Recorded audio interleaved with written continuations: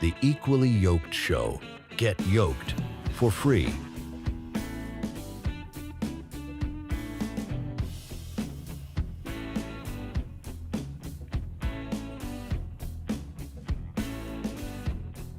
Count it all joy. Charles is back online.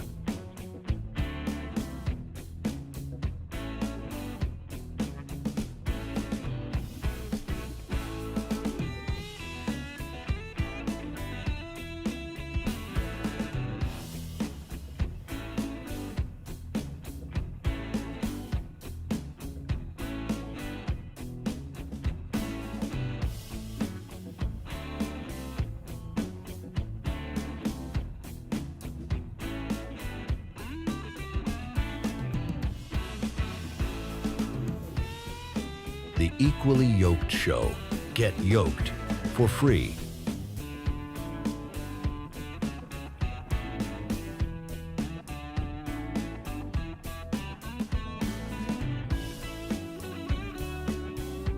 Count it all joy. Charles is back online.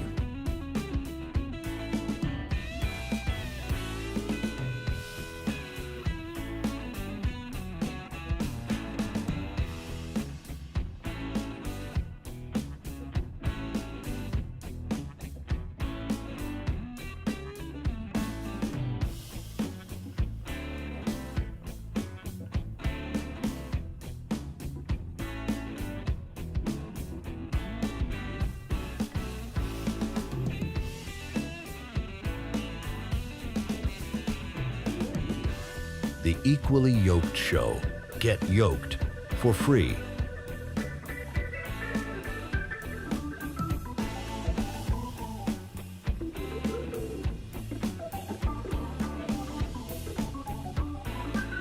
Count it all joy. Charles is back online.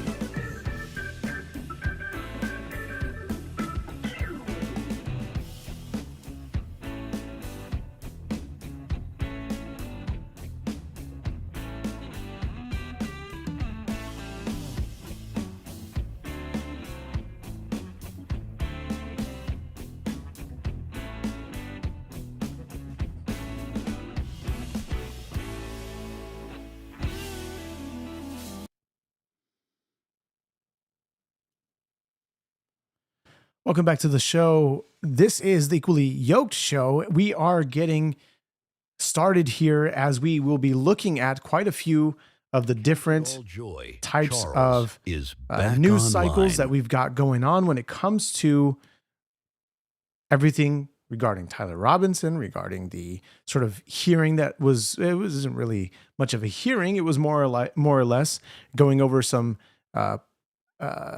camera guidelines and some other items on the list. Otherwise, we are looking at some of that. We're also going to be looking at some of what Erica Kirk says on Fox News with Harris Faulkner, which is a very powerful interview. We're also going to be taking a look at some just a plethora of things concerning the Kristi Noem and the hearings that were going on regarding her position as in her role in DHS. And of course, she's pressed by many Democrats who just really wanted a clip.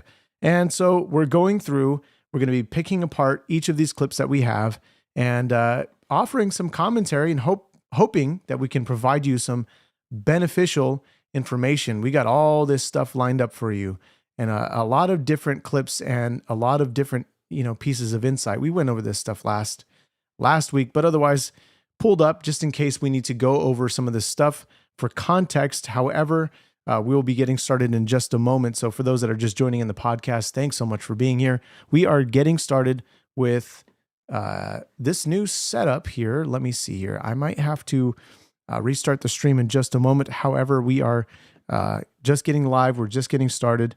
And this is the new sort of feature where you can basically go live vertically and horizontally on YouTube, and it does it by itself, which is pretty cool. So otherwise, just waiting for our audience to pop in here. And if you guys are watching this live, please let me know where you're watching from and we can get started. Otherwise, this is the Equally Yoked Show. That I'm your host, and Charles, and we're going to be getting started here in just a moment. Let me know what time it is, where you are watching from, and we can get on with the show. We've got a lot of stuff to cover, and I'll kind of be going over, commentating on quite a few of these items. CIA, Mossad on trial. No. Unfortunately, we've got a whole lot of other stuff going on. A lot of people, I like Kirk. I supported a lot from Sweb Games. Glad you're in the show. Yeah, Charlie Kirk and everything that he stood for very wonderful America First principles, very godly principles. And we're going to be going over some of this stuff here concerning the Charlie Kirk's alleged assassin, the hearing.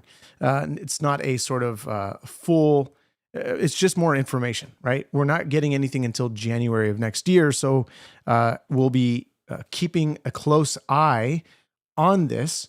And you say he was a person who spoke facts. And yes, he was somebody who really just, he spoke his mind with truth, of course. So let's take a look at this hearing. We're going to be going over it, and I'd like to know your guys' thoughts, your guys' comments. Email me, freedom@equallyyokeshow.com. Let's get started. Anytime without 7-6, State of Utah versus Tyler James Robinson. I note the presence of counsel that previously entered their appearances. We have come out of the closed session and concluded that business. However, the court became aware of an event that happened before. Now, mind you, this is the judge who's going over cameras. He's weighing in on the cameras in the courtroom. You can see on the title there, but otherwise, we're going to get an answer to that in just a moment. There's also a video clip that is circulating, which I'd like to know your guys' thoughts. I don't know if this is verified. Obviously, we're talking about lip readers here with cameras that were showing Tyler Robinson speaking to his attorney. I believe it's his attorney and the lead, what would you call them? My legal jargon is terrible, but his representative. Somebody please help me out here. I'm having a brain fart. Anyway, he's talking to her, and somebody who's lip reading it and trying to figure out exactly what he says. Again, we don't know how accurate the captions are. We're going to be looking at that. I'd like to know your guys' thoughts.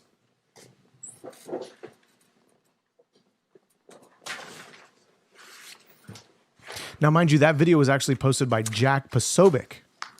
Interestingly enough, my understanding was during the open portion of this hearing earlier that there was a violation of the standing decorum order as it relates to transmission of these proceedings. I want to hear from counsel, and then I will make a ruling concerning that shortly thereafter. Ms. Visser. Thank you, Your Honor. I'm referring specifically to Rule of Judicial Administration 4-401.01.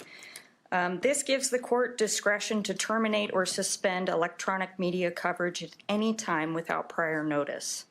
I think this is absolutely ridiculous. I think this is absolutely ridiculous. We need to have cameras analyzing every single moment of Tyler Robinson, every single moment. Now, we already saw clips circulating in screenshots of him circulating, of him smiling, smirking. And so we need to be able to analyze all of this stuff, based on his reactions to what is being said. Now, one of the captions, according to the video that I'm going to show you in a moment, where somebody's trying to get an idea as to what he's saying. So they're lip reading, they're putting the captions, and one of the main captions is, "I think about the shooting every day." And so we're going to be looking at that in a moment, and you guys can analyze it yourself. I'm not going to be reading the captions. You guys should be able to see it, no problem. However, we're going to be going over that. And again, that was posted by Jack Posobiec, who is part of Human Events Daily. He is also one of the I think he's a staff of Turning Point, but otherwise, he's typically on the show quite often. So yeah, let's get started with the rest of this video. And that the specific circumstances warrant it.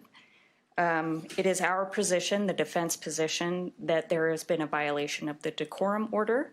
It is our understanding that those live streaming this signed and declared that they would follow the decorum order, and they violated it. So we are requesting a sanction. We believe these court's orders are binding and they need to be respected. We also believe that it threatens my client's right to a fair trial. It's the whole reason we filed a motion in the first place to remove his shackles. It's our understanding that his shackles are visible. It is also our understanding that potentially some audio from counsel table was heard. We are definitely taking more. Yes, and so that audio was leaked online. So what you can hear exactly, we don't really, I mean, it's really hard to tell. There's a lot of noise going on. And again, just stick with me. We're going to be going over that video in a moment. However, this is ridiculous. I'll just say it. This is stupid. This is ridiculous. The fact that she's talking about my clients. Look, I understand for a fair trial. I understand all of that. But his parents were the ones that caused him, or basically, based on the narrative, they were saying, is this you in this photo? And he was, they caused him to turn himself in, if I got the story correct. And so apparently they're talking about all these AI generated images, that there's a little bit of a compromise here because there's AI generated images of him walking into a courtroom. However, these are fake images. There's a lot of other images that are circulating that are also AI generated. So we're in a different ball game when it comes to how really to, as they say, to not taint the jury pool. But Charlie Kirk, this is the most, as many have said it, this is the most this is the highest political assassination, highest legal case that is being literally broadcast. Well, I mean, as of right now, we're going to get an answer as to what the judge is going to allow when it comes to media. But this should all be public. All of it. Measures on our own to ensure that that does not happen again. But there has also been some filming of computers and materials at counsel's desk. That's entirely inappropriate. And I think everybody in this room will. Is it inappropriate or is it against the law? What is it exactly? Okay, so what is she trying to communicate? Agree that's entirely inappropriate. So we are asking for some remedial measures here. We're asking for it to terminate for today, and we can proceed after that. Thank you, Ms. Visser. To the state. Your Honor, the state, as stated earlier, we believe that the court's order was very clear, and if there has been a violation of that order, then we agree that there needs to be some measure taken. We'll leave it to the court to decide the appropriate response to that violation, but we agree that any violation of the court's order needs to be addressed. Thank you, Mr. Ballard. To the press, attorneys for the press. And mind you, this is the first time that Tyler Robinson has appeared in court in person. Typically what we've seen is a video feed that was really just audio. And that was just weird. That was just weird to me. Your Honor, Jeff Hunt for the media interveners. This is the first time that we've heard about the violation. We've not had an opportunity to look at the video or investigate the audio or look at the capture of the computers, but filming of the inadvertent filming of the shackles, I did talk to the pool photographer. My understanding is that there was a zoom out shot that did inadvertently show the shackles. That was improper. That was inadvertent, and we apologize for that. They've taken measures to make sure that the pool video that is disseminated to the rest of the pool does not contain any capture of the defendant in the shackles. We can't do anything about the live stream, of course, but we can control what the rest of the video is that we capture and disseminate. So that is being done. The audio for counsel, my understanding is the only audio that they picked up was from counsel's microphones. I don't have any further information about that and whether that's a violation.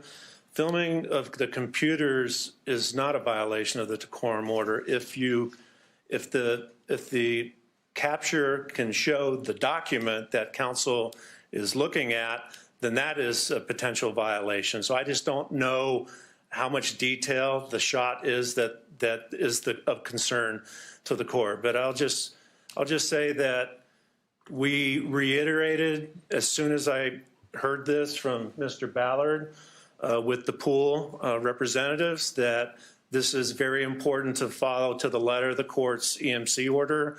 They understand their obligations. They take that very seriously. They're not perfect. Mistakes happen.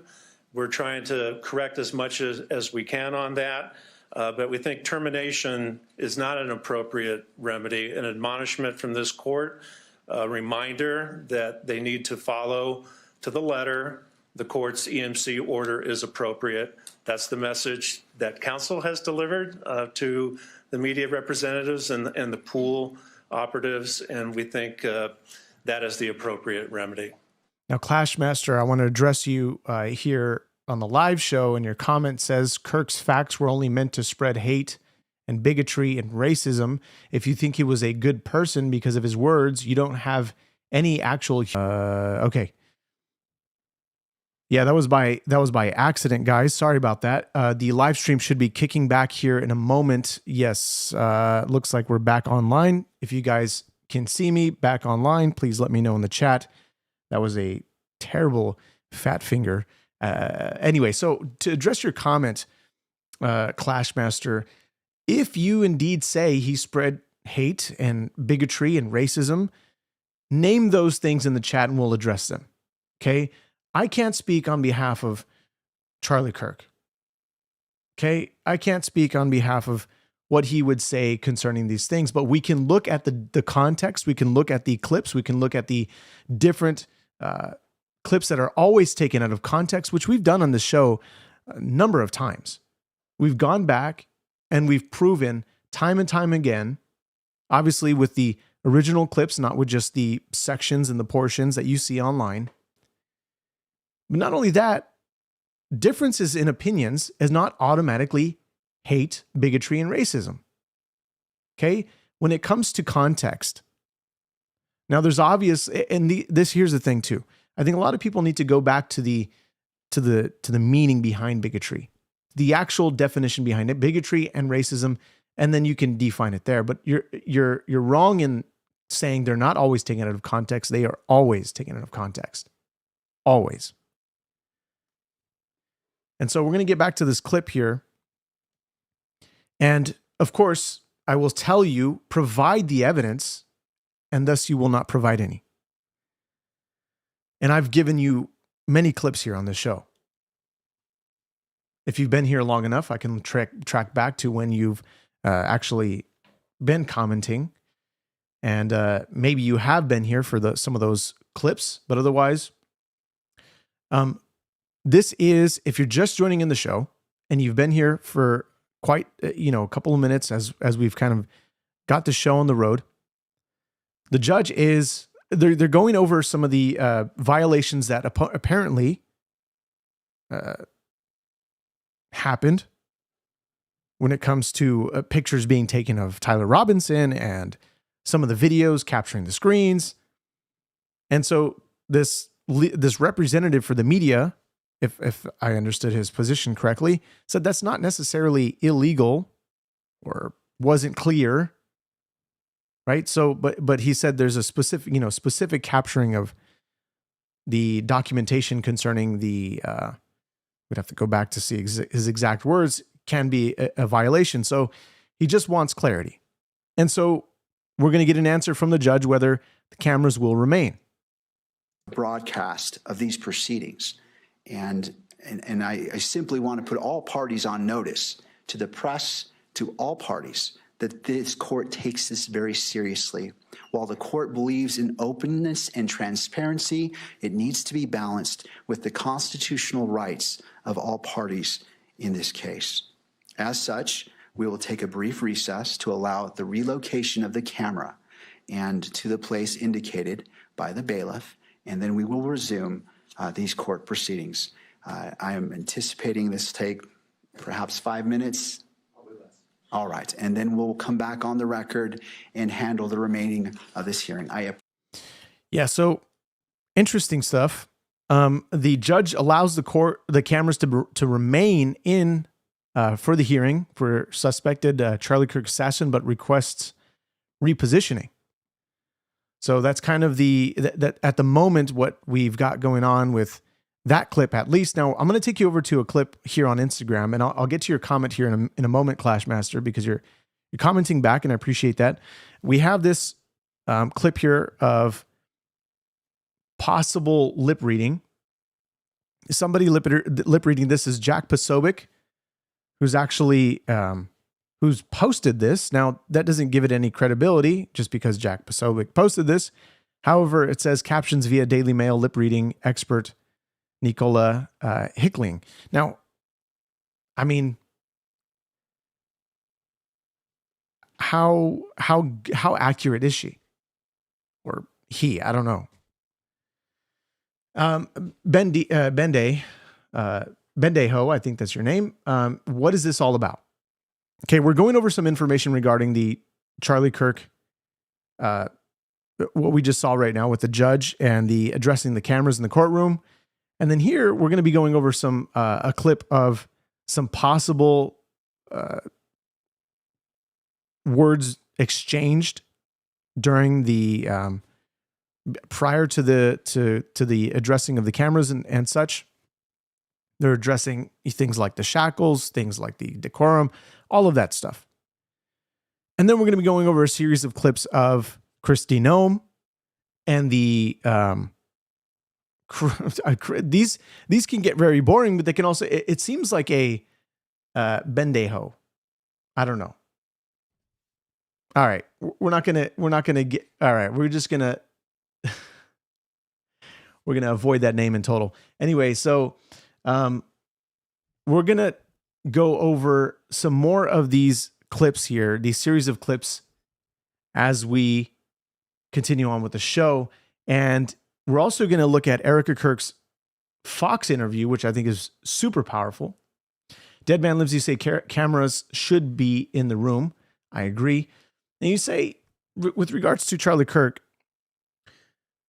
saying they are not always taken out of context, you say, and he used debate tactics to make it seem like he didn't mean to be hateful, but he just believed in his truth, or the only truth, and used it as an excuse to put him in the light of a good person, because apparently anyone who speaks the words of God and believes in his truth can never be hateful. Now, let's take a look at the other side for a moment. Since Charlie Kirk got assassinated, there was only an influx of people who have become emboldened because of this. We've seen some of the crazy footage come out of Berkeley, the many death threats that Erica Kirk will point out, people who are even calling or asking where Charlie Kirk's grave is. I mean, how disgusting is that? For somebody to literally ask for the grave of somebody, why? So they can deface it? We can go into all the types of things that people probably would want to do. Look, Charlie's not here anymore. Charlie is in heaven, present with the Lord. Now, regarding your comment saying he's using debate tactics to make it seem like he wasn't hateful, he was simply pointing out, because there has to be a truth. There is one truth. Everybody thinks they have the truth, but the only truth simply is God's word. God's word is the truth. and God proves it to be so. Now, this is considered by many an opinion, but to me, this is my truth. I hold to the words of the scripture, and even though people take them out of context, even though people will like to cherry pick and try to make their argument that the Bible is racist or the Bible is bigoted or the Bible is, endorses slavery and endorses polygamy or polygyny, whatever you want to, you name it. The Bible is the most scrutinized book in the entire world. Nothing comes close to it. Jesus Christ is the most scrutinized person in the world. No one compares to it. And Charlie Kirk stood for what the scriptures essentially gave us an example of many men who stood for this truth.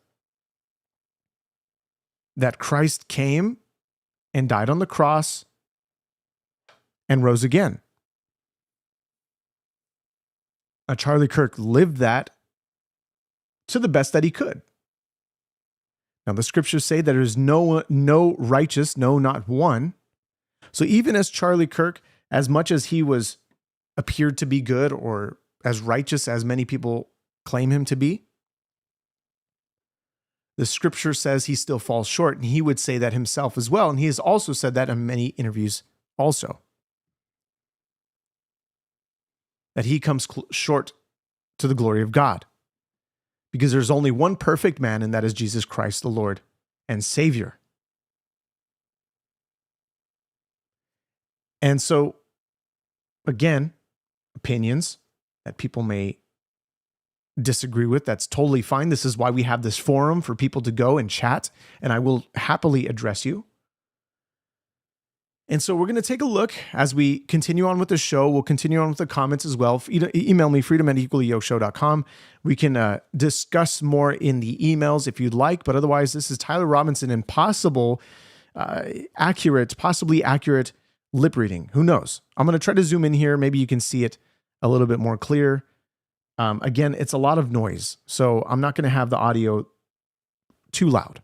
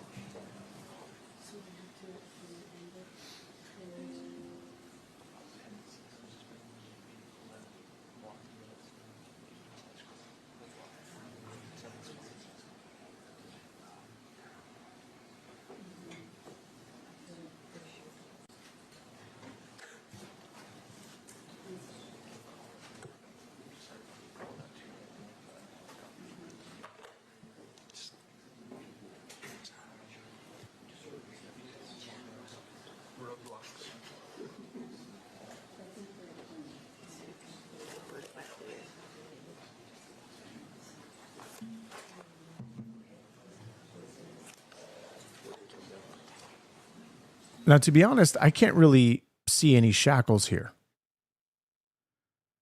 I mean, they're to be light shackles. Now, what does that even mean? Who the heck even knows?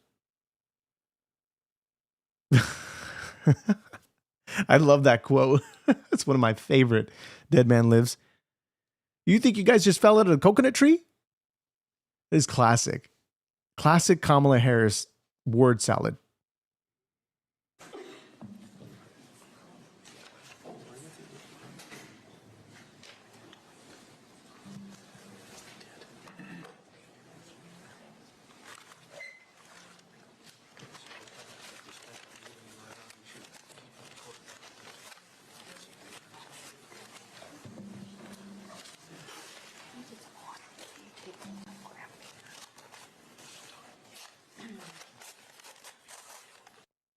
Now, again, this clip, how much of it is actually true? I don't know. Whether this lip reading is accurate, I have no clue. So I just wanted to put that out there as a data point for you guys to look at, consider, and to think whether it is something that, I don't know, is anything. Now, as we looked at in the last clip, one of the attorneys said on the defendant side that there was some audio captured. And so this is probably that audio plus video that we saw. We don't really know. So let's we'll leave it be. Okay, not much to comment about that, because then we can spark all types of conspiracy theories, and we don't need to go there. Now, who does address some conspiracy theories is Erica Kirk, and she's on the Fox show. She's, of course, talking about his new book, Charlie Kirk's latest book, latest drop. Obviously, this was in the writing prior to him being assassinated, obviously. So she's promoting his final words, which I'd be reluctant to read this book if I ever get my hands on this book. But otherwise, this is her pushing back on some of the conspiracies and also talking about why, people asking for Charlie's grave, which is disgusting. Okay, we're going to go over this in a moment. Talk to me about this part of the conspiracies that are out there, this disturbing part that people are trying to guess where Charlie is. Can I have one thing? Can I have one thing? Can my children have one thing? Everything was public. We will be building the most beautiful memorial for my husband at Turning Point USA, and it will be for the world to see, and it will be spectacular, and it will have basically museum style for our Charlie, for my Charlie. But can I have one thing? Can my babies have one thing where we hold it sacred, where my husband is laid to rest, where I don't have to be worried about some secular revolutionary coming and destroying my husband's grave while my daughter is sitting there praying? One thing. This is my husband. Yes, he was Charlie Kirk to the world, and I know so many people love my husband, and I am grateful for that, but this is my husband, and I want to be able to have one thing left that is sacred to our family, to my in-laws, to my babies, and to my parents. By the way, Clashmaster, by your comments, I can tell you're trying to get a rise out of people. I understand. It maybe gives you a little bit of fuel for commenting. I appreciate your comments, of course. But you're saying, can you have one thing, your $1 million company, an inheritance of his platform? The inheritance of Charlie Kirk's platform is a bunch of hate. Who in the world likes hate? Especially when your life is as public as Charlie Kirk's was. In the sense of sort of Charlie Kirk going and living his faith out, going and living really living by action. The only things that were really private, obviously his family, his kids. But anything you wanted to know about Charlie, if you wanted to meet him, you wanted to talk to him, you could easily do that. You could easily debate him. You could easily challenge his views. But instead, somebody like Tyler Robinson, who was talking to his parents, said some hate just can't be negotiated with. And so this is the left. This is the very, very dangerous type of language that the left loves to use, and then they blame the Republican, or they blame conservatives, they blame people who love Christ, who love the Bible, who live by the Bible, and they say, no, that's more dangerous. It's disgusting. She's not inheriting a multi-million-dollar company and his platform as if that's what she's getting. She's inheriting all the disgusting nonsense that comes with the people who hate Turning Point USA, and the people who hate Erica Kirk, the people who hate Charlie Kirk.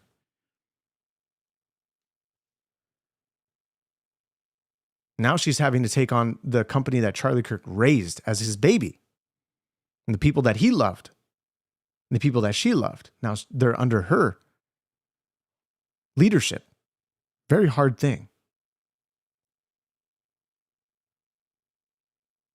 One thing. What are they taking from you right now? Nothing. But I will tell you what they are doing. It reminds me so much of chapter 6 in the book of Nehemiah. He is building a wall, and the townspeople are at the base of that hill saying, Nehemiah, calling him all these names, saying all these things, come on down. Every single time he had the same message 4 times in a row. I cannot come down. I am busy building. That is how I feel. I do not have time to address the noise. My silence does not mean that I am complacent. My silence does not mean that somehow Turning Point USA and all of the handpicked staff that loved my husband and my husband loved them is somehow in on it. We are busy building. And you know what I thought? I thought these people are human. We are all grieving in our own way. And they are trying to find the answer to something that happened that was so evil. They are trying so hard, and I get that. We're doing the same. Anytime we hear a lead or anytime we hear anything, we send it to the authorities. Please dig into this. No rock will be unturned. I want justice for my husband, for myself, for my family, more than anyone else out there. Now, again, I want to address the comments, or rather hear YouTube Punky say, where are her kids on her week-long press tour? Look, she's trying to protect their innocence. So what does it matter? Their dad just died. And so you want them to be exposed to the videos, to the photos, to whatever is out there online. You want her to just say, yeah, somebody murdered your father, my husband. Kids that are of tender age, you want them to know all that? When she's trying to protect them, and eventually she'll open it up to them and how, what happened when the time is right. What do you expect? That her kids are going to be there on the interview listening to every word that she's saying? That's crazy and disgusting. By leaving her kids, yeah, she can leave them with family. She's in real good hands, probably protected by a lot of security. So are we going to call all moms who leave their kids with family members, mothers, in-laws? Interesting. That's a bad thing? We're going to call all moms bad because they do that? Interesting. So for me, you want to keep telling me to come down while we're building? I don't have time for that. But here's my breaking point on that. And you make a excellent point. I love your comment, YouTube Punk. You say kids want their parents. That was taken away from them.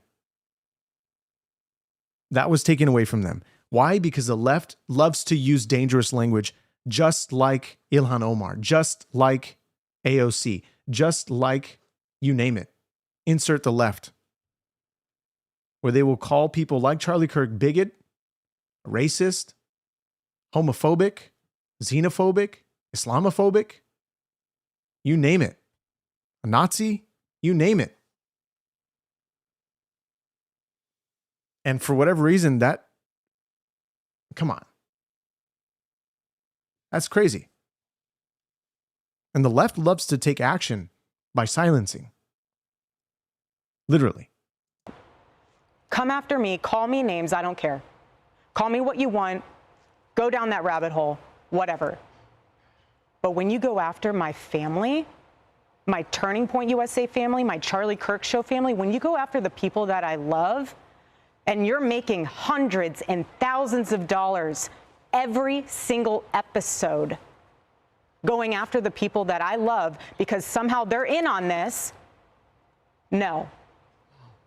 I have to say it. I've never seen you like this. No, this is righteous anger because This is not okay. It's not healthy.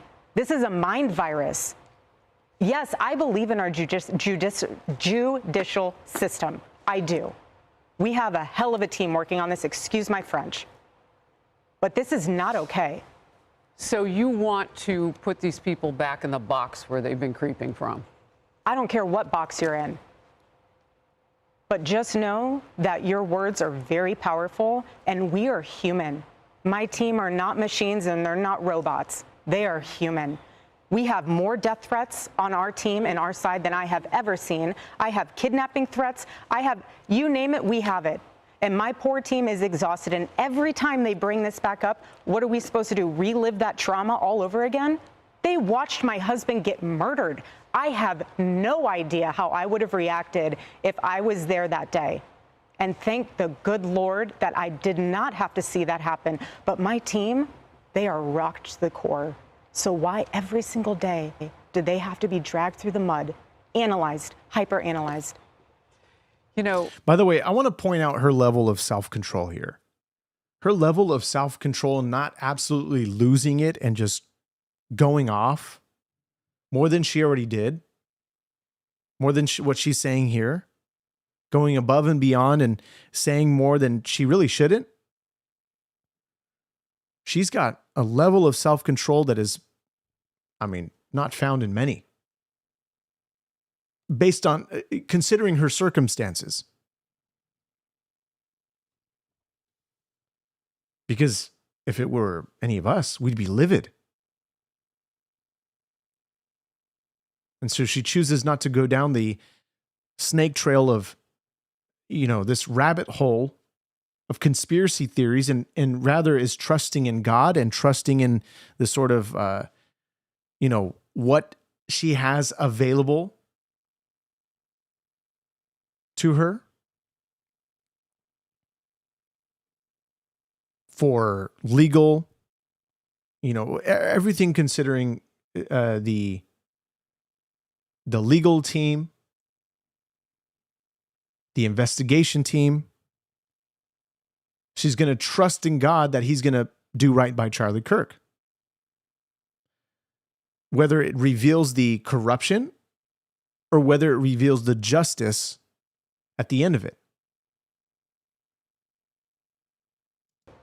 the conspiracies that are out there, all of the like.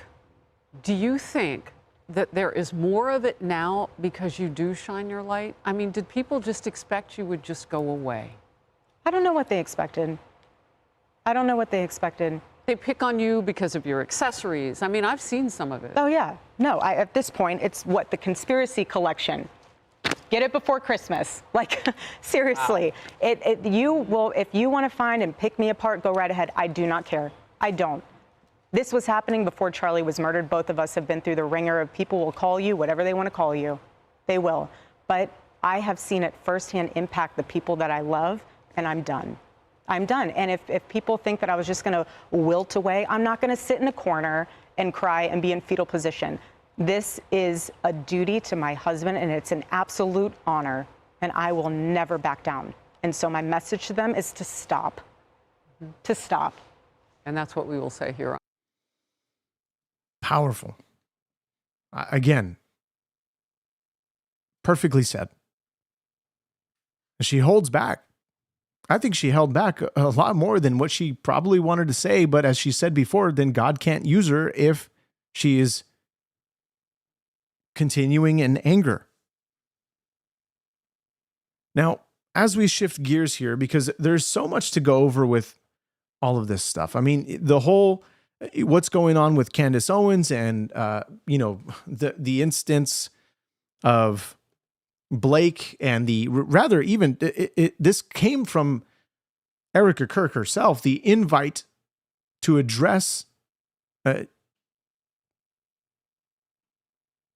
Candace Owens live on their show where she says, pick the date, pick the time. They pick the date, they pick the time. And she says it doesn't work out. She's making bank. She can neglect her kids for a little bit. She can give them to the in-laws or the mother or the family to watch for a little while.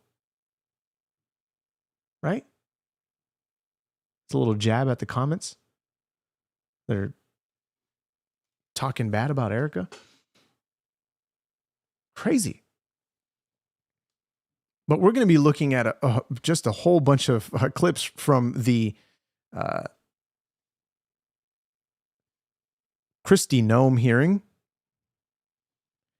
Just crazy stuff. The level of stupidity, the level of ignorance from the Democrats. This is what we see. Now, a lot of this is going to be reactionary, okay? Typically, I want to play clips, not have it too long, you know. But I think all of this stuff, it honestly has become much more like these hearings, okay? They've become nothing but a show of how the Democrats just want their clip so they can post it on X. Seth Magaziner, Benny Thompson, Delia Ramirez, Dan Goldman. They all wanted their clip and they got it. And you could see by the way that they're trying so hard. You guys ever heard of the term try hard? I mean, maybe you know this or not. This term, maybe it's an older term for you, but this term try hard refers to, at least from what I know, refers to those who play games, video games that is, and they try so hard to be good.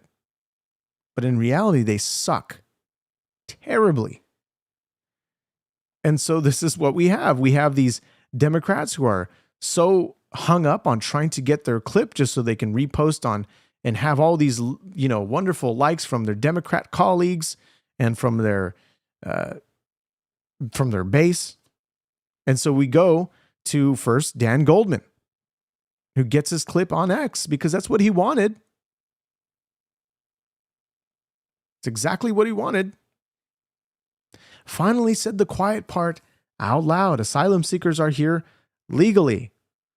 That admission means ICE is violating federal law under her jurisdiction as they ruthlessly assault and deport people with pending asylum cases. The truth finally comes out. And so we have who, you know, they have their time limited. I get it. I understand. But it just becomes a political show when there's not one type of pause so she can respond. And so he'll continue talking over her just so he can get in his clip. And then they'll just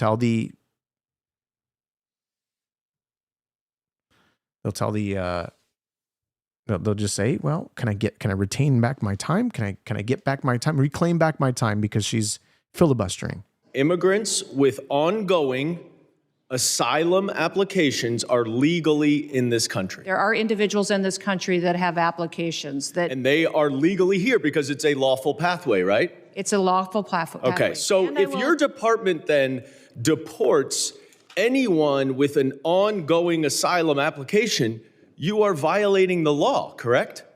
Joe Biden left us with... I'm not asking about Joe Biden. I'm asking you a specific question. If your department deports anyone with an ongoing asylum application, you are violating the law. Is that correct?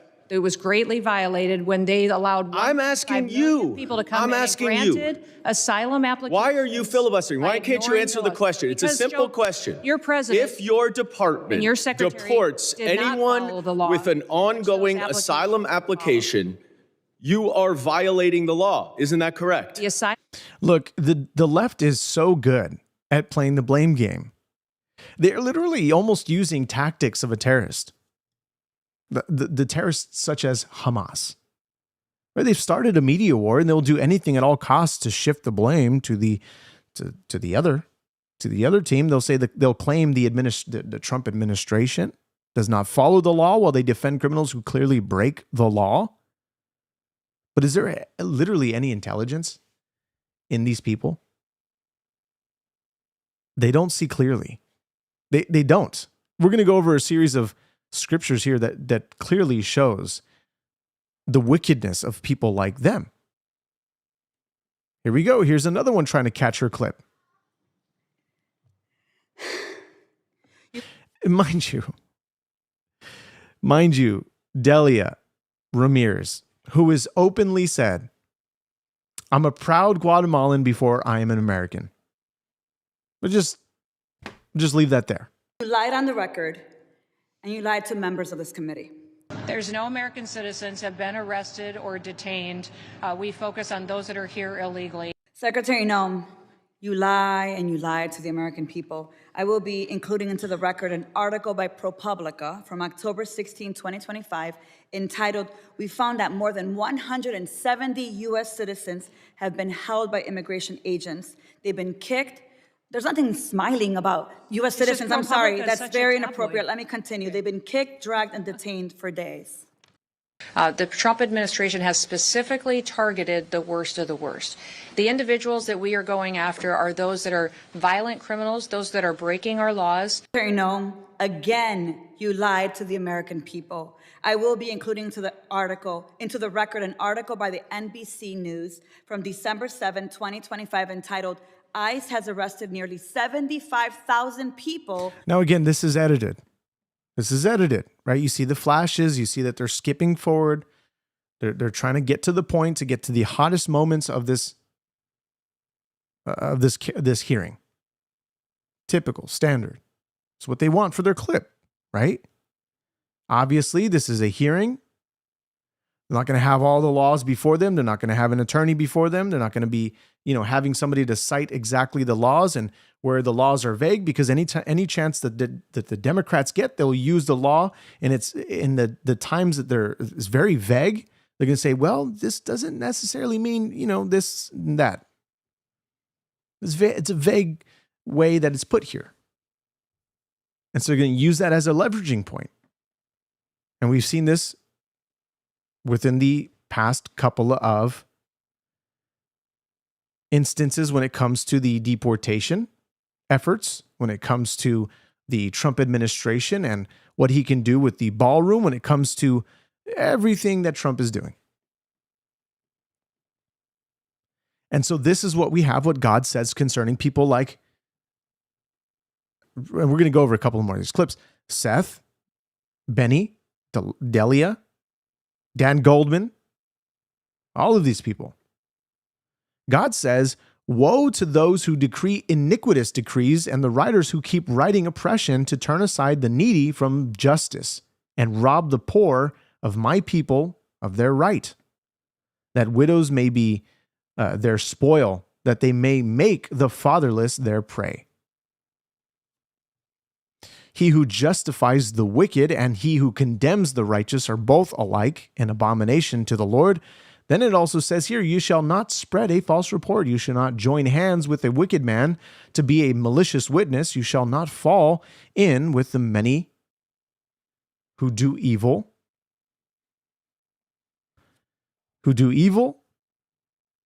Nor shall you bear witness in a lawsuit, siding with the many so as to pervert justice, nor shall you be partial to a poor man in his lawsuit. Again, we can go on and on and on and on. This is what they do. This is what they love to do. They love to twist the law to their own benefit, to their own gain, when the ones who have been so transparent, at least more transparent than any other, the Trump administration. Now, do we agree with everything? No, we can call out the nonsense when we see it. But when we continue to see the clips here that they put out and the lies, I mean, truthfully, as they created a website to expose the lies of the media, they should expose the lies of Congress people. We're going to continue on here. I do want to take a little bit of a breakaway to read this article. It says, Dem Kentucky representative says she doesn't feel good about being white while arguing for DEI and education. Now, remind you, didn't I say a while ago that there were Democrats who were denouncing their whiteness? And I was getting in the comments, where's the receipts? Where's the receipts? Many of the receipts that I could pull up, we have more that still keep coming. Just talking about her skin color. She says, I think we're missing an incredible opportunity right now. I'm going to be honest. I don't feel good about being white every day for a lot of reasons because it's a point of privilege that I get to move through the world in a way that so many of our other colleagues and friends and family members in the community don't get the privilege to do so. The ones who will say Charlie Kirk is racist, the one who says Trump is racist, will keep bringing up the race card, and they'll continue to use this to really put down people who are white. And this is stupid. Because all races matter. It's not just about one race. Why? Because God says we're all created in the image of God. The black, the white, the Hispanic, the Asian. Honestly, I don't get why people, I don't know where this joke stems from. I don't know if it's a joke or not, but people say Asian's yellow. I don't understand that. But the Asian, the Mexican, or the Hispanic rather, God created us all equal. So the fact that she's saying she doesn't feel good about being white is just stupid. And this is affirmative action, DEI nonsense at its best. We also have the executive director of the Black Lives Matter OKC charged with wire fraud and money laundering. That's not a surprise, but it says Oklahoma City, a federal judge grand jury indictment has been unsealed charging Tasheila Sherry Amore Dickerson, 52 of Oklahoma City, with wire fraud and money laundering, announced U.S. Attorney Robert J. Troster. According to the indictment, beginning in at least 2016, Dickerson served as the executive director of Black Lives Matter OKC. As executive director, says Dickerson had access to the BLM OKC Bank PayPal Cash App accounts. The indictment alleges that although the BLM OKC was not registered tax-exempt organization under Section 501c3 of the Internal Revenue Code, it accepted charitable donations through its affiliation with the Allegiance for Global Justice, the AFGI, or AFGJ, based in Arizona. AFGJ served as a financial sponsor to BLM OKC and required BLM OKC to use its funds only as permitted by Section 501c3.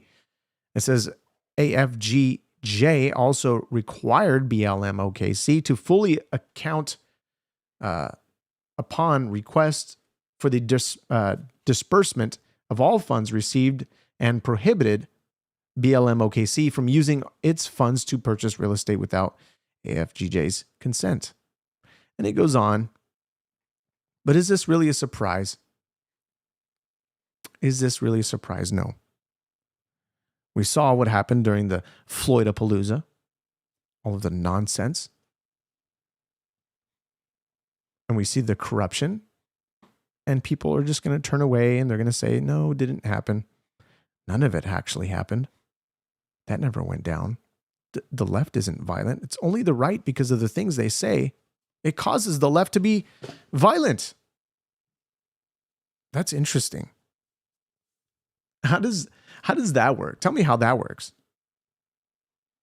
Here we go. This is the exchange on the National Guardsman shooting. Now, this is absolutely disgusting.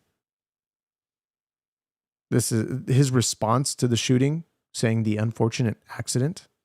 This was a clear terrorist attack. Madam Secretary, you and the gentleman from NCTC reference the unfortunate accident that occurred with the National Guardsman being killed. You think that was an unfortunate accident? I mean, It was a terrorist attack. Wait. Look, I'll get it straight. Then you can He shot our National Guardsman in the head. Look, Mr. Chairman, will you direct the witness to allow me to ask my question? It was an unfortunate situation, but you blamed it solely on Joe Biden. I want you to know who approved the asylum application for this same person. Mr. Thompson, this individual that No, came no, into the country. No, I want to know who approved. Congressman Thompson, I want No, you to no, understand no. when this individual came no, into the I'm not- country, I'm he not came gonna let you- under. Now, look, if there is any other evidence, if there's anything that they can bring up that shows who approved, if there is an extra approval based on the vetting process that he would have already gone through to be allowed into America, if there is another vetting process, if they stuck with the old vetting process and they considered this person to be approved and they moved him through because they were sticking with the old process and Trump said, look, we're going to do away with it. We're going to start this new process. That's a move in the good direction. But if there isn't any other evidence, whether we will know this or not, obviously, if this comes out, this will be terrible on Kristi Noem's part, where if they did not fully vet this person from coming in, they did not do a second vetting process or whatever the case may be.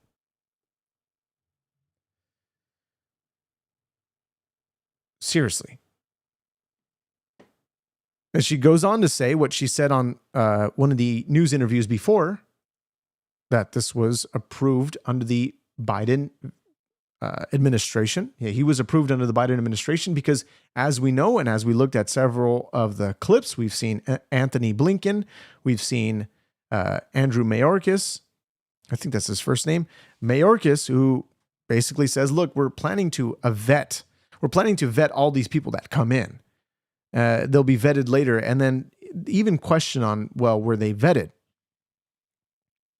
And they say, well, no, not really, but we'll get to it. Nice. Really, we'll get to it. Now, let me pull that clip up for you because I think it's going to show you exactly the stupidity and of the Biden administration. I'm going to let this clip play out. It's only 3 minutes. We got another 2 minutes long, 2 minutes left on this clip, and then I'll find that clip in the meantime for you, either Mayorkas or Blinken. I'm not going to let you. Evacuation of Afghanistan under Operation Allies Welcome was thoroughly vetted by the Biden administration at that point in time, allowed into our country, and then was never followed up. I want to remind everybody in Congress. Reclaim my time. We follow the law, and every asylum is supposed And to because have it's not the check-in answer he every wants to single hear. year, and the Biden administration failed Reclaim to my do time. that.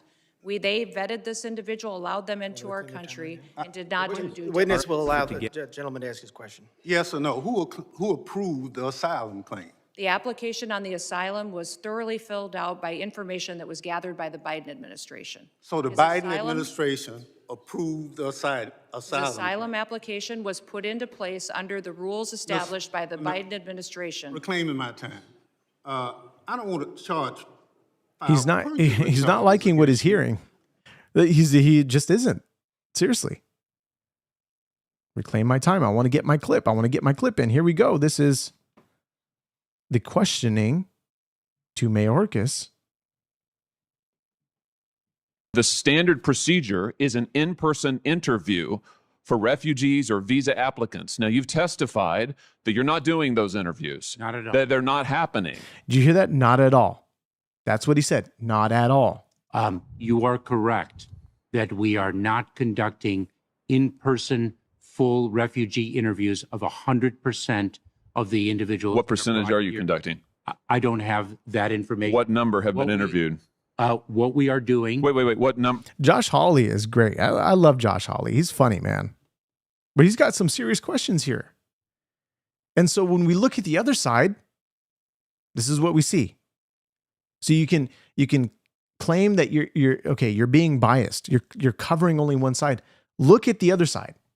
This is what you see. It's the same thing. How about you do the same with yourself? What number of the more than 60,000 brought to the country, what number have received an in-person interview before they came to the country? Because you said 100% are screened. So what percentage have been given an actual interview by a trained official before they come to the country? When you're speaking of a full refugee-like interview, I don't have that data. By the way, are you following what's happening to people who've been brought to this country. On September 19th, a female U.S. service member was assaulted by a group of male Afghan evacuees housed at Fort Bliss. September 5th, a report. No, mind you, he's actually letting him respond. Unlike Delia, unlike the others. From your office, the DHS, from U.S. officials at intake centers in Wisconsin identified numerous incidents in which Afghan girls have been presented to authorities as the underage wives of much older men. Other reports of assaults and rapes by Afghan men for Afghan girls. These are some of the folks who have been brought here because they haven't been screened, because you haven't conducted interviews. Don't you think that's a problem? There are two things that can happen. They can be criminally prosecuted depending on the reason for their violation. Mr. Secretary, my time's expired. I've got to turn it over to other senators. I just want to say the fact that you are not conducting the most standard interviews for tens of thousands of people brought to this country. Gave him more time than the others let let Kristi Noem respond. And you're complaining that he's giving them more time? That's wild. In our effort to get as many people out as fast as we can, while we had the airport functioning, we focused on doing just that, and we're doing accountings on the back end. We're doing accountings on the back end. So we're going to let them all through, and then we're going to, then we'll get to it. It's okay. We'll vet them later. Don't worry. They seem okay. They're trying to flee their oppressive leader, and they're going to try to do the same here. As people arrive in the United States. That's your Secretary of State admitting that he didn't care about vetting these folks before we brought them to U.S. soil. And if you thought they would be securely held on U.S. military bases, well, think again. In an Ingram Angle exclusive, Afghan war vet and Congressman Mark Green shared a letter he just sent to Secretary Blinken.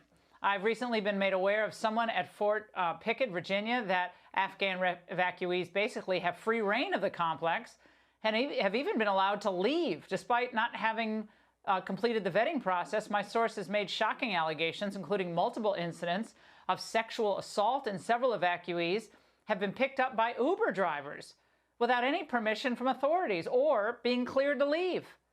Congressman Mark Green joins me now. Congressman, that is wild. And this is back from 2021, mind you. That is crazy. So I'm addressing the lies. We won't consider the fact that I'm doing this all in context, because who cares about context? I want to share my point of view, and I want to have it my way, according to you, because we got to look at the other side here. Got to look at the other side. Here we go. This is more, actually, this is the clip that we saw of Delia Ramirez, where she cuts together. Let me see here. This is, we're going to go to Magaziner here.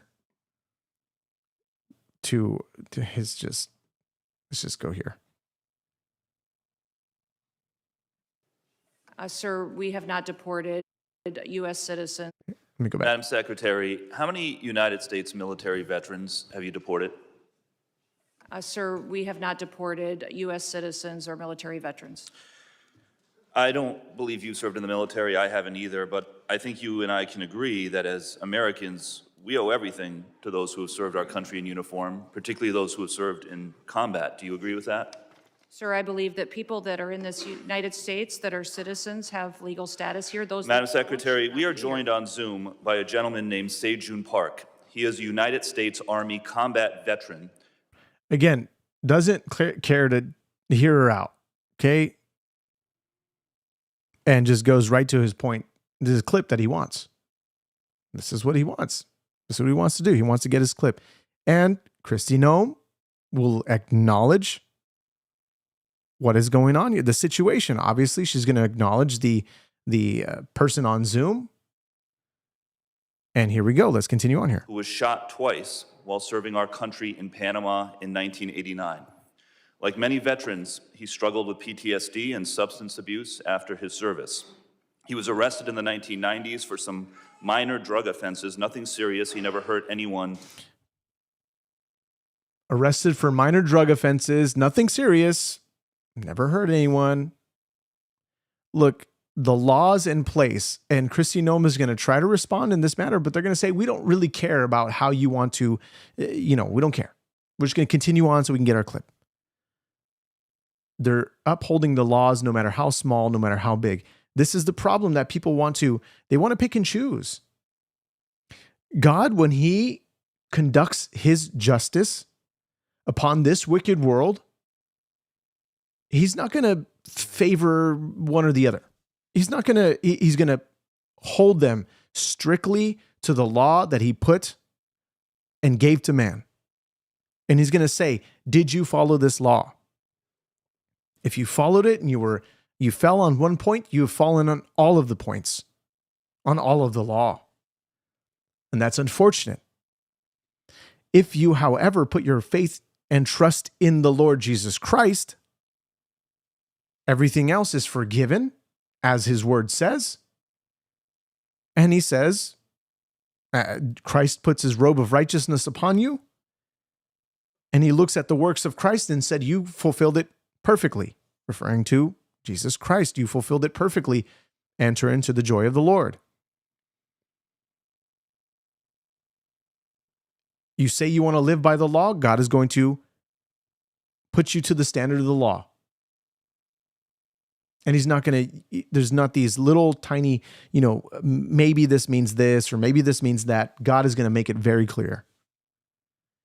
And for those that are saying, look, a couple of drug offenses, look, we should have, most certainly, this is not any type of,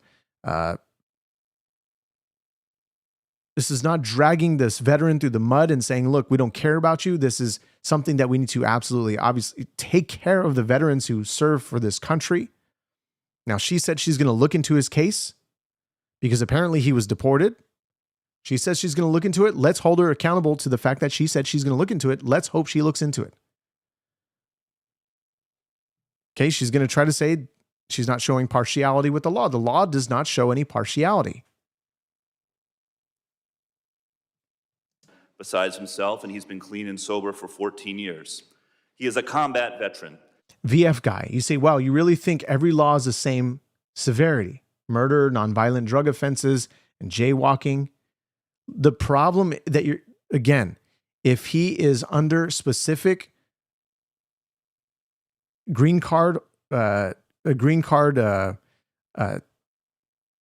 document or a whatever kind of document that he's under. I don't know if they made it clear. Maybe they did, maybe they didn't. If they just said he's a U.S. Army combat veteran and they're going to remove all the other language that talks about the fact that he has any type of documentation that is not permanent, American, born in America, whatever.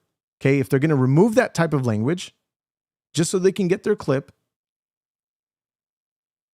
then obviously, for one, they're lying. But not only that, they have even stricter rules because they are not an American citizen. They're not an American citizen. Of course, American citizens still deal with their consequences if they break the law. But when it comes to green card holders, when it comes to DACA recipients, when it comes to people who are on a visa, they have to follow the law without any type of error. Because they need to understand, they need to know that you can live within our society peacefully. They know you can live within our society abiding by the law, not breaking laws, even the smallest type of law. You got to be on a good record. But none of you will point that out, obviously. But you guys are completely missing the point about what does the law here have to do with faith. The law deals with morality. Morals. That's why we have the law. But if you can't understand that, you can't get that right in your mind, then clearly you don't understand what the law is. The law is about morals. Do not kill. That's a moral law. Do not steal. That is a moral law. This is what the founding fathers clearly focused on scripture, focused on writing the Constitution, focused on what God expressed through his word, that they can write out this Constitution, that they can write out these documents.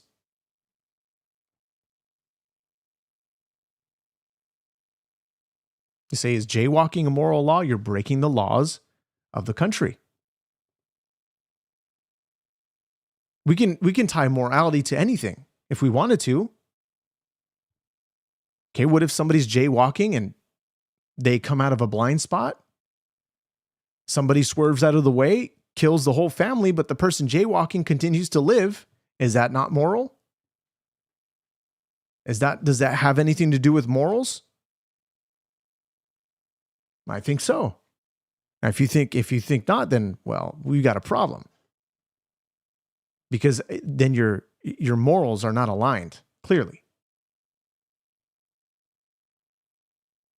Crazy how we're going to go on this tangent here of something like jaywalking. It's not morals.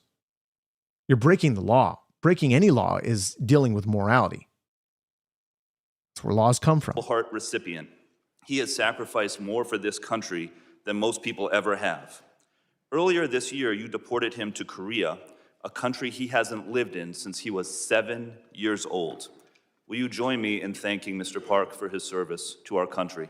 Sir, I'm grateful for every single person that has served our country and follows our laws. Can you please and tell knows Mr. that our Park laws why are you important deported and him? every one of them needs to be enforced. But you understand that many veterans struggle with PTSD, many veterans struggle with substance abuse challenges. This man took 2 bullets for our country. You have broad authority, by the way, as Secretary, to issue humanitarian parole, to do deferred action. Will you commit to at least looking at Mr. Park's case to see if you can help him find a pathway back to this country that he sacrificed so much for? Yeah, but look, it's funny because you say, no, this isn't a moral law, this slippery slope fallacy. I could claim banning the church is best due to high SA cases. Look, first of all, any church, any pastor, any type of clergy, whatever, you name it, involved in SA obviously needs to be removed and tried according to the law. Removed from their position, put them away, lock them up. But then people are like, oh, well, separation in church and state. Okay, but when it comes to things like this, the moral standard, like do not kill, do not steal, do not covet, all these things, now all of a sudden it matters. It's really common sense. We'll absolutely look at his case, but I want you Thank to you. remember that Madam our Secretary, the programs man need to have behind integrity you, as please well. stand up, sir. His name is Jim Brown from Troy, Missouri. He is a Navy combat veteran who served our country. Somebody said, common sense says, if you don't know the language of the law, then how do you know the law illegal is illegal? I think there's a little bit of a typo. This is which equals a crime, the first act of, and therefore after. Look, first of all, you have somebody coming into a country, which breaking into any country is against the law. Clearly, you wouldn't, if it was a country to walk into, it wouldn't be breaking in. So Biden made it temporarily open and made some contingencies in place to where they still had to catch them, but they had to release them.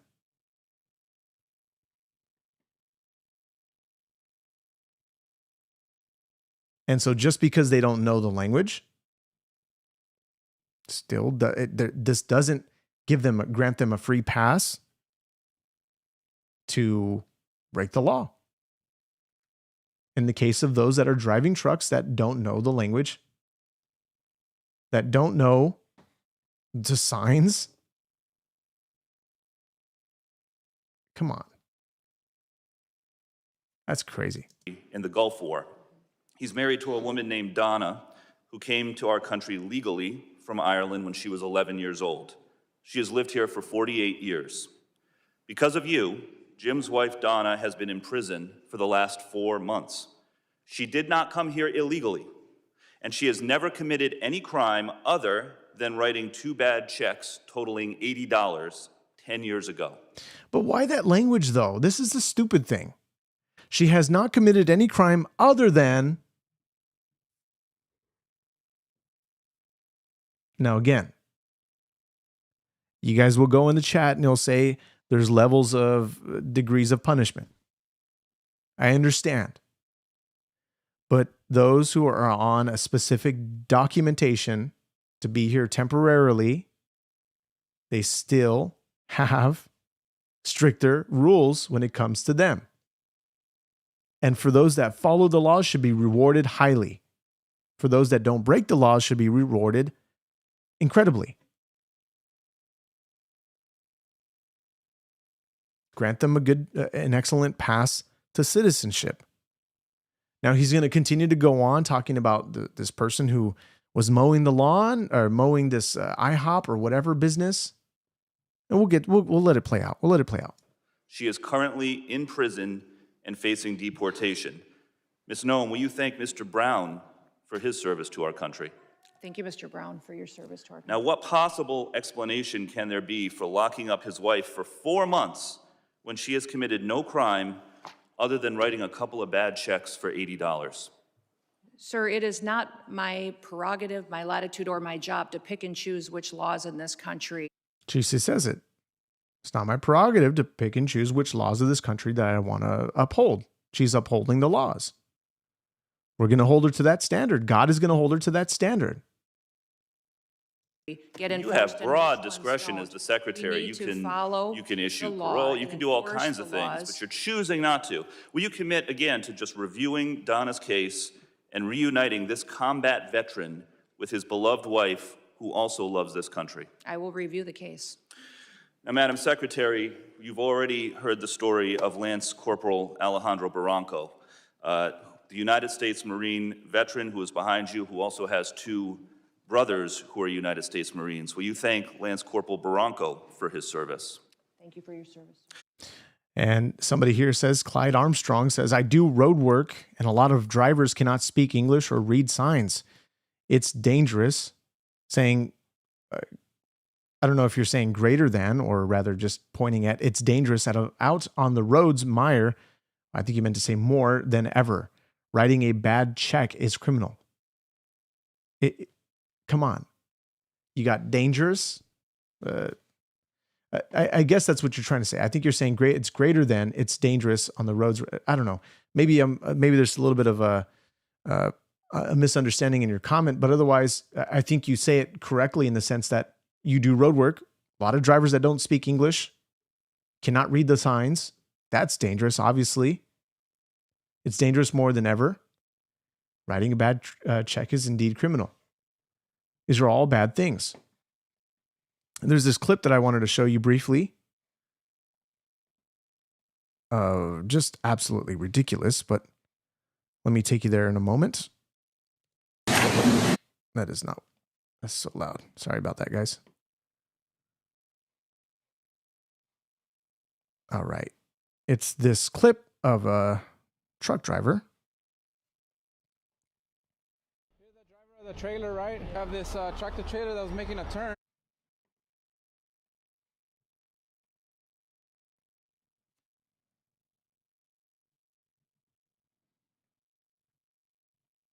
This is in Vernon, California. Let's take you to this clip here.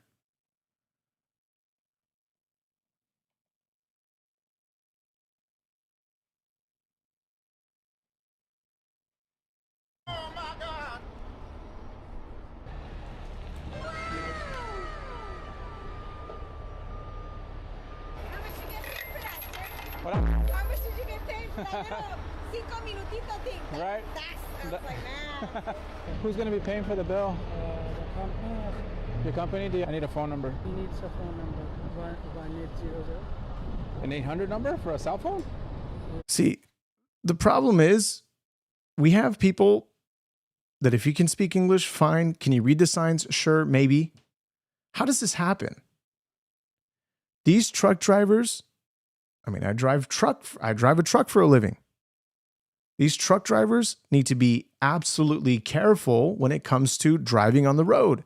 They're carrying heavy payloads. They can kill people. Their vehicles can become a weapon. I haven't even showing you the clip. Anyway, my goodness, I thought I pulled it over for you.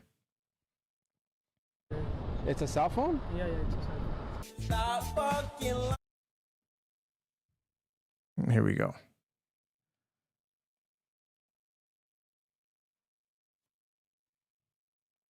Excuse the terrible editing. This is not even my editing, obviously. Trailer, right? Have this tractor trailer that was making a turn. Oh, wow.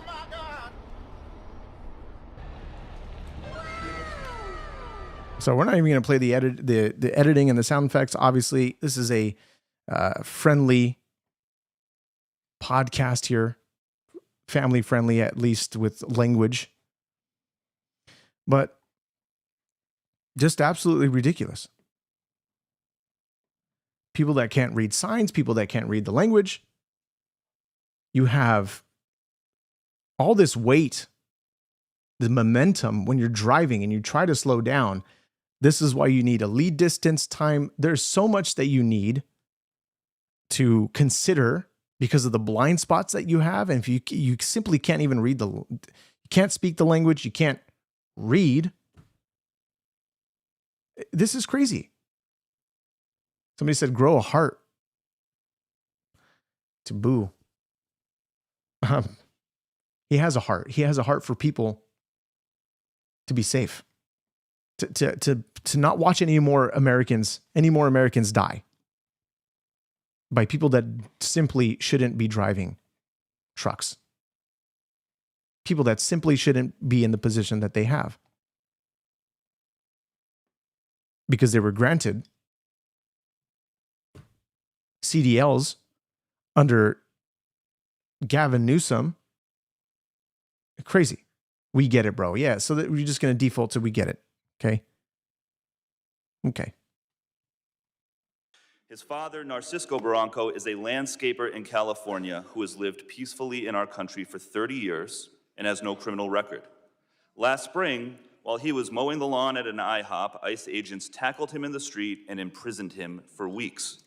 A peaceful, hard-working man who raised 3 sons to be United States Marines. We need men of that character in this country.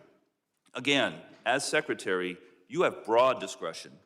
Will you consider Lance Corporal Barranco's father for parole in place to stay in our country, owing to the fact that he has contributed to our country by raising 3 United States Marines? This is an opportunity to remind everybody that every person that's in this country illegally has an opportunity to voluntarily go home and come back the right way. He raised 3 United States we will Marines. Facilitate that. He has been living here peacefully, doing his job for 30 years. You have discretion. You are choosing not to use it. Madam Secretary, you promised America that you would go after the worst of the worst. But these people are not the worst of the worst. A Purple Heart recipient, a military spouse, the father of 3 Marines. And it's not just veterans and military families. You are locking up and deporting children with cancer, mothers with babies in the NICU, United States citizens. There are many problems with your leadership, but the biggest problem is this. You don't seem to know how to tell the difference between the good guys and the bad guys. Go after the bad guys. Go after the terrorists. Do not go after veterans, Marines, children, Gentleman's United time's States expired. citizens. I yield back. So he's saying go after the bad guys. He said it perfectly. They're going after the bad guys. Anybody who broke the law is a bad guy. So how hard is this? Does this require 1 million brain cells? I mean, we have more than 1 million brains. Does this require a high IQ to understand this? No. It's quite simple. It really is. It's not that difficult. This is Marjorie Taylor Greene, who actually was who's resigning. Can you discuss further what you're facing in these sanctuary cities and the illegal alien monsters that have been released into American communities under the Biden administration? By the way, I don't know if you're planning to respond, sad robot, to my question. I'm going to say it out loud so that people can hear the question. Does it matter that people die as a result of this? I haven't seen a response. You're pretty quick. Of course it matters. What's your IQ? Why does that matter? Does IQ matter? does IQ matter in something as simple as this? As simple as lives on the line? IQ doesn't matter, buddy. Seriously. Lives are at stake here. And we're going to pretend that it's A-okay, that we should just let him be, let him continue driving? That is crazy. That is crazy. Yeah, unfortunately, Congresswoman, we arrest individuals like that every day because they're so prevalent on our streets, because of what happened under the Biden administration. Every day we're able to go out and encounter and bring to justice individuals who are raping our children, murdering our mothers, our grandmothers, our families are devastated by. So you're saying nobody said it's good. However, you guys are defending it. And you guys are calling me racist, or you guys are calling me whatever, you name it. Because I'm calling out. I'm calling out what needs to be said. I'm doing the hard part here. So just because you guys aren't saying it doesn't mean you guys aren't defending it. You guys are. It's clear. It's clear as day. You're saying Kristi Noem is dumb for what she's doing. She doesn't know what she's doing. Look at her. She's a terrible DHS leader. This is what's going on under her leadership. That is stupid. You're defending it. You're saying the loud part. You're saying it. By them, and I'm shocked at the Democrats' constant defense. And this is the same thing if it was an American citizen. The same level of scrutiny would happen, but yet how many of that do you see? How many Americans that drive trucks that are born here are causing accidents like this? I don't know. We can look at the statistics. We can try to find some statistics here. But clearly, this is what we've seen being reported in the news, both the left and the right. Of these individual criminals over the American citizen that is out there just trying to live their lives, put food on the table, and live the American dream. And what we do at the Department of Homeland Security by making sure that we're out enforcing the law every day is making sure that those families get a chance to do that. So I'm so grateful for them. The 8,000% increase in death threats is real. These ICE agents and CBP officers that are out on our streets doing God's work live in these communities. They live there. These are their families and their neighbors that they're protecting, and they get up every day and do that job because they believe in their mission. They take an oath, and they are honorable men and women who are serving with greatness during a challenging time when activists and radicals attack them and put their lives in danger. I think it's shameful to see the defense of individuals who break our laws. We are a nation of laws. If we are not a nation of laws, we're no nation at all. And that is what we are doing every day, is following those. If you guys don't like the law, go change it. That's your job. You don't complain. I was raised by a dad who said we don't complain about things. We fix them. Well, go fix them. If you don't like the law, quit bellyaching, quit hitting and attacking our ICE officers, quit going out and protesting and screaming vile things at them, quit calling them names. We wouldn't let our children do that. Go do something that actually matters by having an honest debate and changing the law. That's your jobs. You all should be fired, in my viewpoint. Can you discuss? Amen. She said it right. She said the quiet part out loud. These congressmen and women, all they do is say they like to point fingers at all of the Republicans, all of the conservatives. And then when it comes to them being in power, what do? They applaud. They applaud what's being done. They say this is the greatest time in history. All of these laws being broken, all of what the founding fathers intended is finally in fruition. All of what America can be with allowing anybody into this country, no matter what type of background. Just let them all in. Look, people need to be vetted, and they're let in they're let in and vetted based on the current process that we have.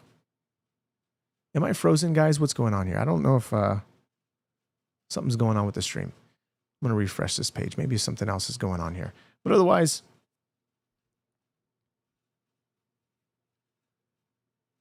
all right, something went down. Here we go.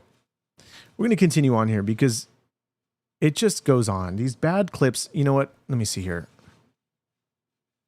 Okay, yeah, we've got that clip.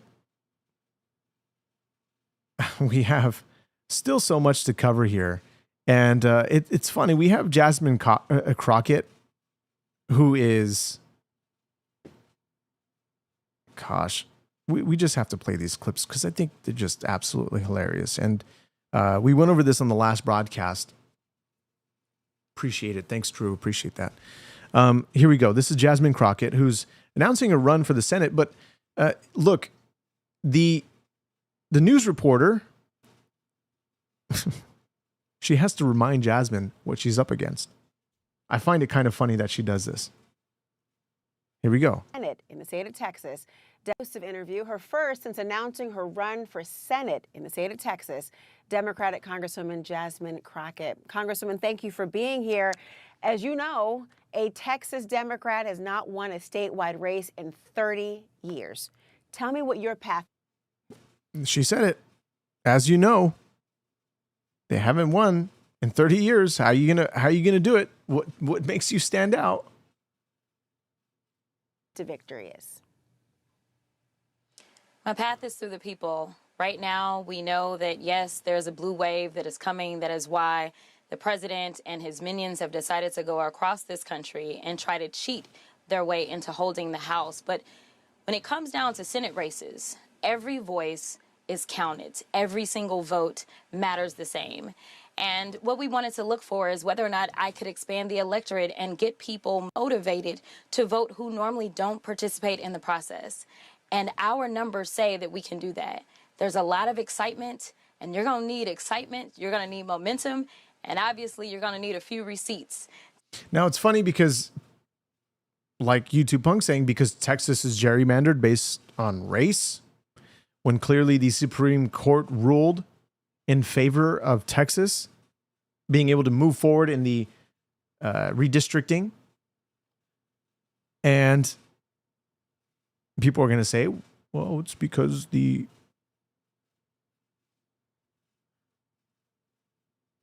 SCOTUS is rigged.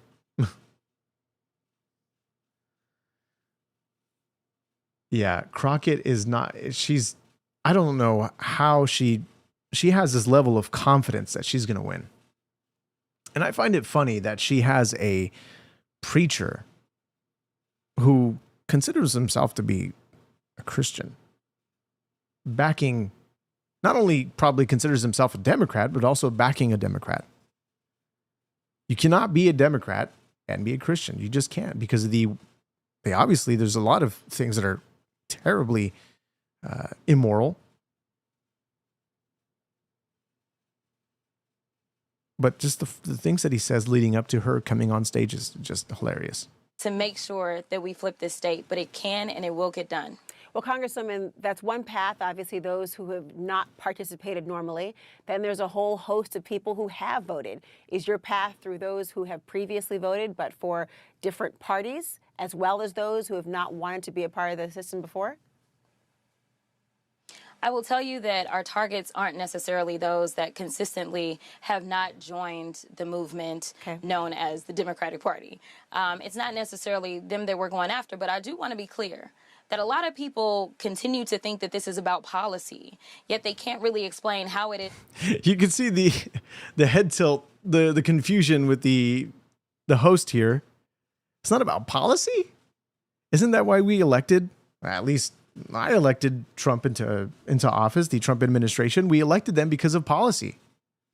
We elected them to fix the bad policies from the last administration. Their policies sucked. They made it worse for Americans. But it's not about policies, according to Jasmine Crockett. She says it.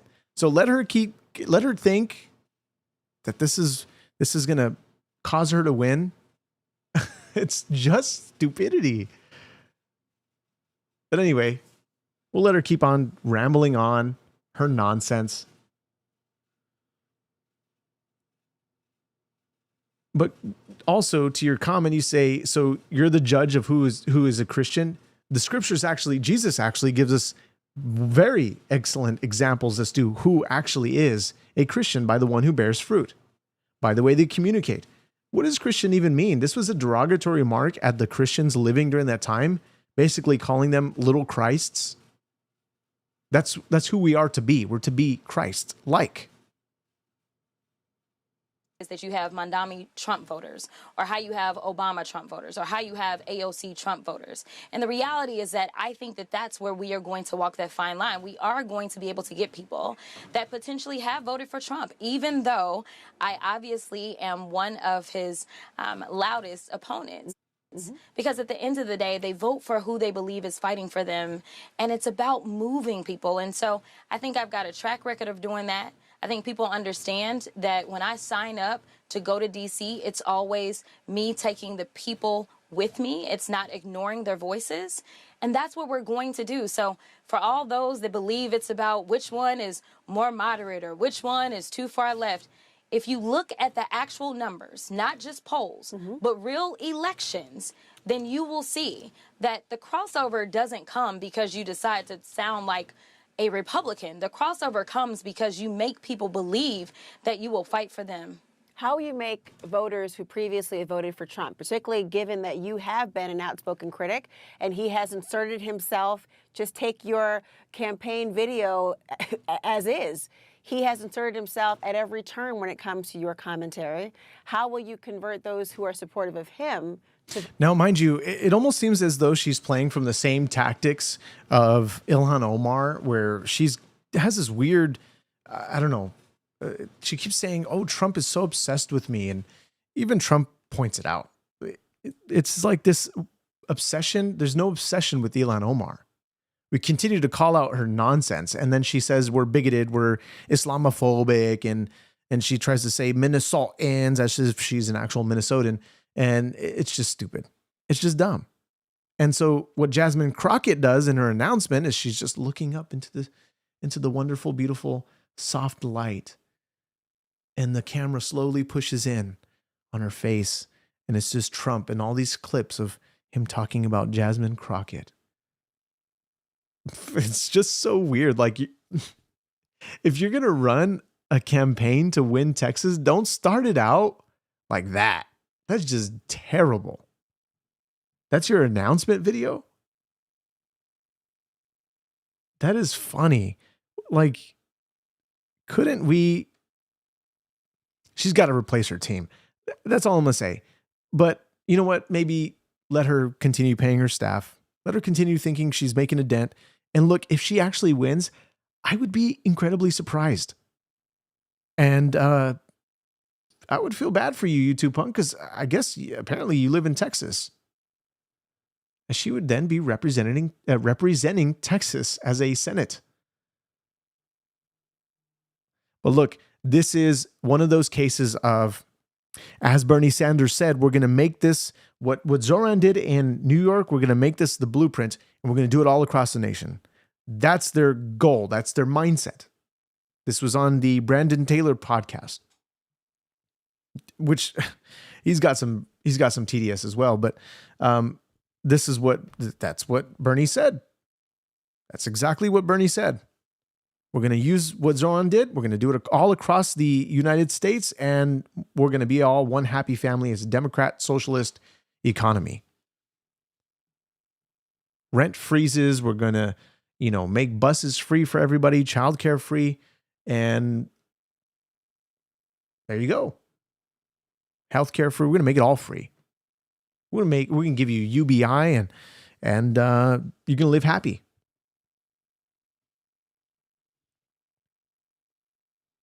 So that's what we got with Jasmine Crockett. And so I think he continues to clip the mic. Okay, so I'm gonna lower the audio down a little bit. Hopefully you can still hear his vocals. If you can't, let me know in the chat. But I find his little speech leading up to Jasmine Crockett, and he also refers to her as a modern day Esther. What a terrible comparison. So bad. Jasmine Crockett is nowhere even compared to an Esther. Not even close.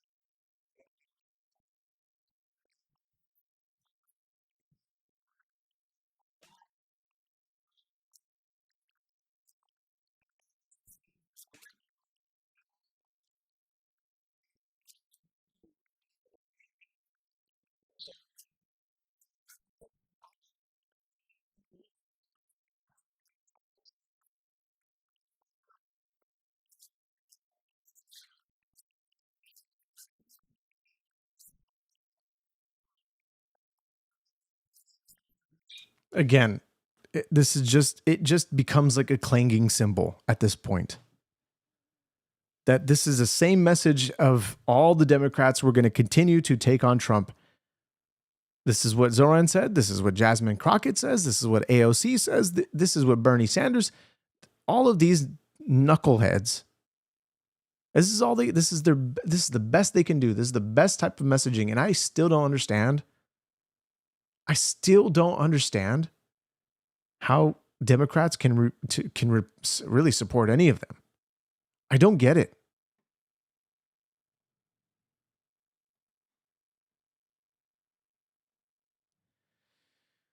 And look, Caroline Leavitt points this out brilliantly. Okay, she talks to this matter because they've got their pulse on this, because they have to combat the lies at every turn. Here she is. American politics. They are pretending to champion the issue of affordability when they themselves created the worst inflation crisis in a generation. You can't create a problem and then turn around and say, I'm the best person to fix it. No, that's why President Trump was reelected, to fix it. And that's exactly what he's doing. So as President Trump has been screaming from the rooftops, Republicans need to remain tough and smart, and they need to be more vocal about touting the accomplishments of this administration. Again, inflation has slowed because of President Trump's economic policies. We see wages for the first time in 5 years are increasing by about $1,000 per the average American worker. We know wages were declining under this president. And as you mentioned, Ainsley, next spring, these tax rebates, that's real money back into the pockets of the American people, for workers who work overtime, for those who collect tips, for those who are on Social Security. They are going to see that money back in their pocketbooks. And every single Democrat on Capitol Hill voted against these historic tax cuts. So you can't say you're for the working man and woman when you vote to raise their taxes. The Republicans and President Trump have a proven economic formula and agenda that's working. Right. It's focused on bigger paychecks and lower prices, and that's what President Trump will talk about tonight. I want to talk about Venezuela, but before we go, is this going to be just a one-off, or do you have other events planned for the next few weeks? Now, again, somebody's talking about inflation. It was down 2.3 and now up to 3% under Trump. The inflationary mechanism that we saw under the CPI, and what they were utilizing to make inflation seem like, or make it seem like there was no inflation, as Caroline Leavitt pointed out, is they were using measurements of things, commodities that people didn't buy every day, such as chicken, such as eggs, such as you name it. They were using things that people weren't buying. And so clearly during the Biden administration, during this time, it looked like we weren't even doing any, there was no inflation. And then what we saw from just the last portion of leading up to the to the end of the Biden administration, leading up to the moment where Trump is we're going to have the elections in 2024, they start to artificially bring down gas prices by pulling from the reserves. And what happened? We saw them all. We saw Biden drain all of the oil reserves, left with nothing. All to keep his presidency, all to keep his image to looking good, his administration looking good. And I mean, everybody saw it. We all saw the debate. We all saw how terribly they performed. And now they're on this sort of comeback to this messaging of, as Caroline Leavitt said, affordability. But how successful are they actually going to be? We don't know.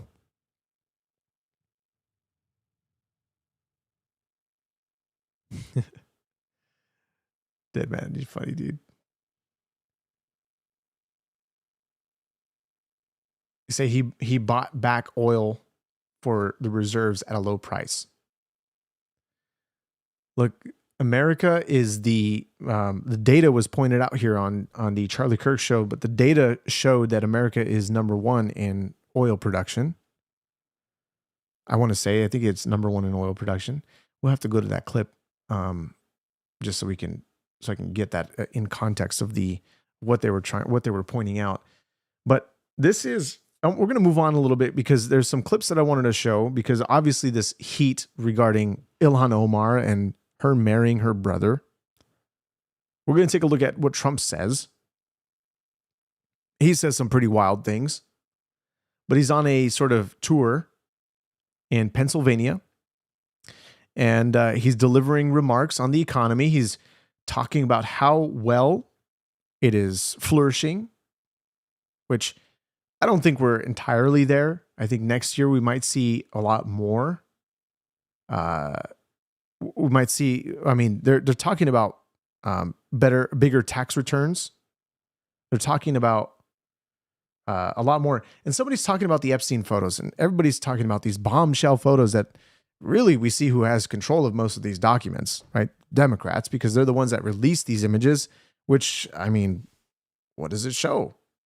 I can't really show any of this stuff on YouTube. At least I don't know to what extent, because there's stuff that are redacted with, why are we redacting?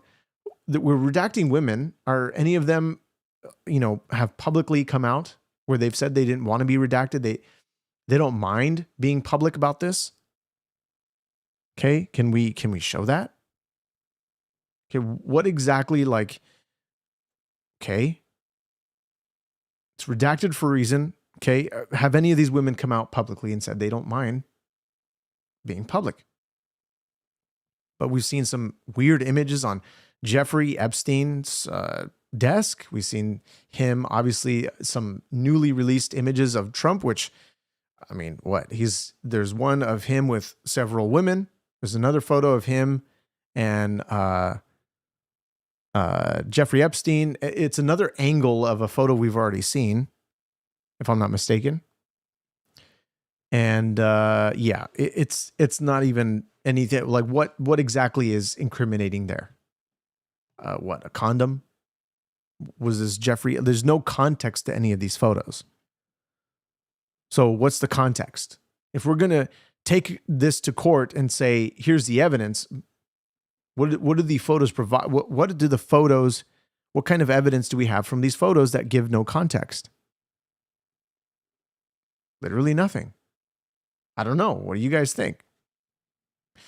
Let's take a look at this clip of Trump talking about Ilhan Omar. Now, before he calls her a bitch. I'm not going to play that clip. And because obviously I don't like to play curse words in this podcast, but this is what he says after that. I think this is after that remark. She comes from a country where, it's considered about the worst country in the world, right? They have no military, they have no nothing, they have no parliament. They don't know what the hell the word parliament means. They have nothing, they have no police. They police themselves, they kill each other all the time. I love it. She comes to our country, and she's always complaining about the Constitution allows me to do this. We ought to get her the hell out. She married her brother in order to get in, right? She married her brother. Can you imagine if Donald Trump married his sister? Beautiful. She's a beautiful person.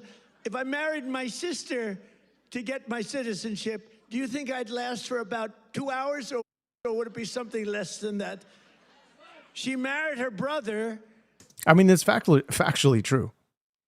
There wouldn't be long before they would be trying to get him out of the country. Straight up. But the level of, or the lack thereof, of intelligence regarding Ilhan Omar is fascinating.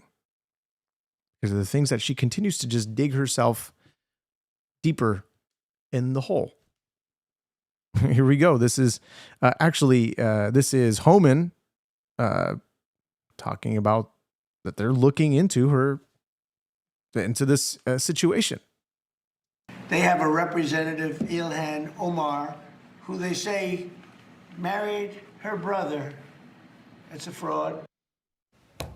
Calls that a fraud. It's a story that has never been successfully refuted, even though it's now a 5-year-old story. That's clearly a deportable offense. Is there an investigation into that? You know, I just got advised by a fraud investigator the other day on that. I asked the question, who reviewed the file, and says that there was immigration fraud involved. The statute of limitations became an issue in the last 4 years when this was first brought up. Who was president? Who ran DOJ? So pulling the records now, pulling the files, and we're looking at, but this fraud investigator, who I know personally, one of the best fraud investigators in HSI, Homeland Security Investigations, said there's no doubt he reviewed the file. So I'm running that down this week, matter of fact, and we'll see. There we go. He's running it down, and we're going to see. We're going to see exactly what's going on. And as this begins to come out,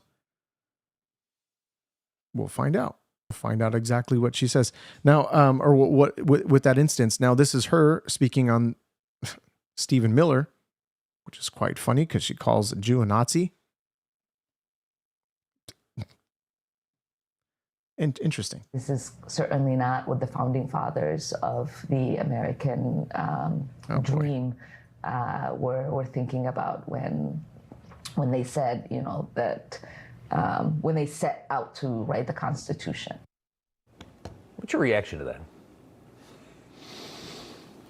This is actually not the clip, but otherwise, let me see if I can find the clip.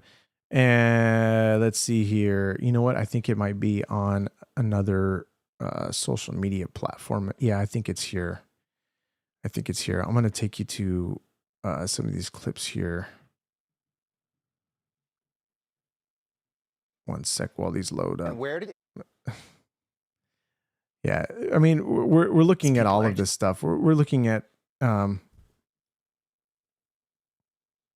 thought I had the clip. I guess I don't.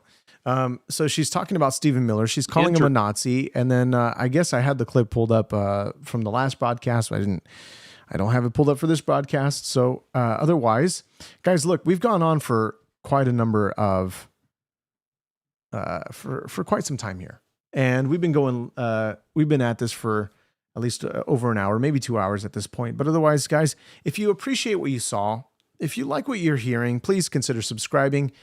For those that disagree with me, look, you have the ability to chat you have the ability to chat here.